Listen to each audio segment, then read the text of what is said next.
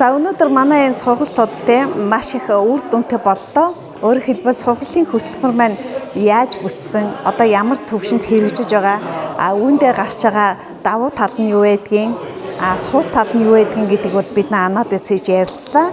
Дээрэс нь одоо орчин үедээ сургалтын арга зүй өөрчлөгдсөн, багшийн ур чадварыг бол ажлын байран дээр нэмэгдүүлэх шаардлагатай болсон.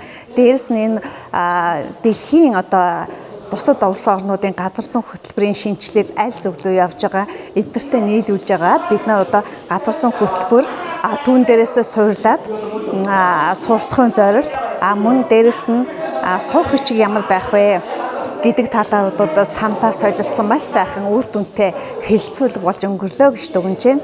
За багш нар маань ч гэсэн одоо маш их санал асуудал бол гаргаж дэвшүүлж тавьж байна. Энэ дээр бол манай судлаачид, ихтэй сургуулийн багш нар, мөн дунд сургуулийн сурах хүчиг бичсэн багш нар өөрсдийнхөө туршлагыг хэлж аль хэсгийг нь засаж сайжруулах ёстой. Бид нар яаж нийлж хамтарч энэ газар зүй гэдэг хичээлийн маань цагийг яаж нэмэгдүүлэх үү?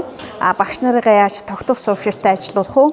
Тогтвор сурвалжтай мэргэжлийн багштай болсон цагтаа хөтөлбөрийг хэрхэн хэрэгжүүлэх болох талаар бол ярьцлаа. Энэ бол маш их үр дүнтэй байлаа.